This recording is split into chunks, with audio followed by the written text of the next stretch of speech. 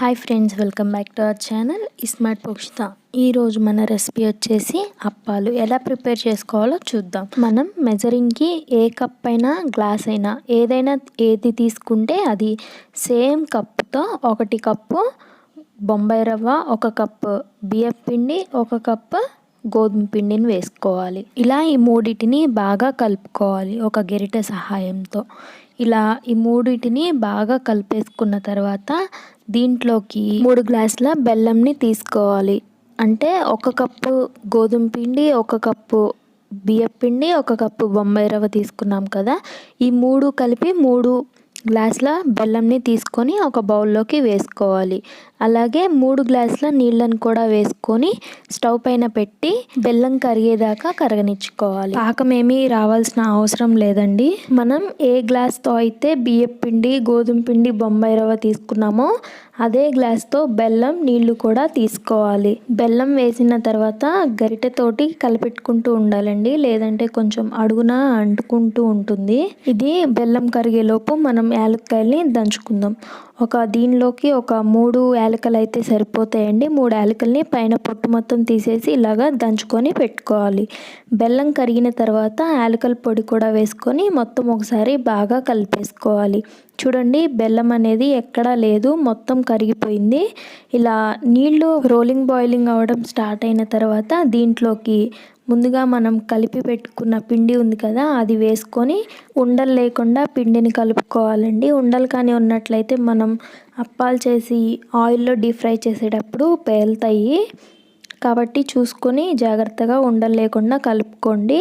ఇలా కలుపుకున్న తర్వాత కొంచెం నెయ్యి వేసుకొని మొత్తం బాగా కలిపేసుకోవాలి. ఇలా మొత్తం బాగా కలిపేసుకున్న తర్వాత మూత పెట్టేసి లో ఫ్లేమ్లో ఒక 5 నిమిషాల పాటు మగ్గనిచ్చుకోవాలి. ఒక 5 నిమిషాల తర్వాత చూడండి, చాలా సాఫ్ట్గా వచ్చింది కదా. ఇలా మొత్తం మళ్ళీ ఒకసారి కలిపేసుకొని ఒక బౌల్లోకి ట్రాన్స్ఫర్ చేసుకోవాలి.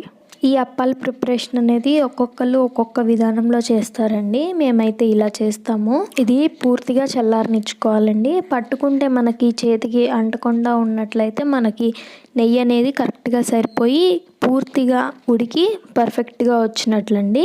చూడండి, ఇది ఒక గోలీ చేస్తే పర్ఫెక్ట్గా రావాలి. చూడండి, చేతికి అంటుకోకుండా పర్ఫెక్ట్గా వచ్చేసింది.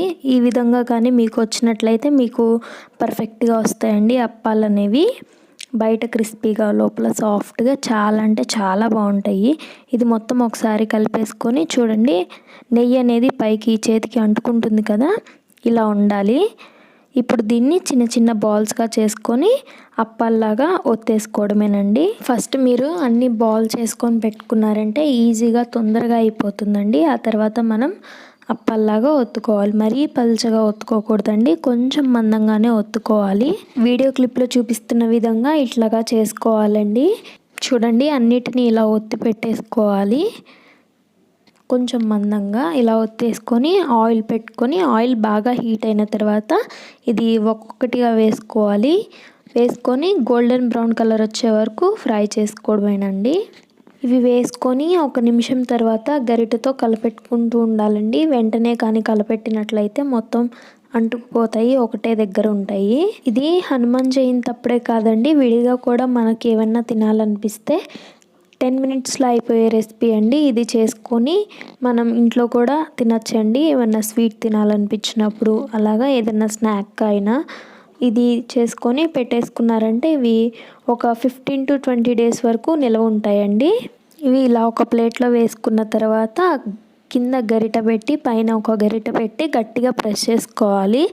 ఇలా ప్రెస్ చేసుకున్నట్లయితే ఆయిల్ మొత్తం కిందకి దిగిపోతుంది. ఇలాగా మిగతా వాటిని కూడా ఫ్రై చేసుకోవాలండి. ఇదే విధానంలో ఆంజనేయ స్వామికి ఎంతో ఇష్టమైన అప్పాలు రెడీ అయిపోయాయండి. 10 మినిట్స్లో అయిపోయినాయి కదా. ఇలా చూడండి, చాలా అంటే చాలా బాగుంటాయి. ఒకసారి మీరు కూడా తప్పకుండా ట్రై చేయండి. ఈ వీడియో కానీ నచ్చితే లైక్ చేయండి, షేర్ చేయండి అండ్ కమెంట్ కూడా చేసేయండి. మన ఛానల్ని ఫస్ట్ టైం చూస్తున్నట్లయితే సబ్స్క్రైబ్ చేసుకొని పక్కనే ఉన్న బెల్ ఐకాన్ని క్లిక్ చేయండి.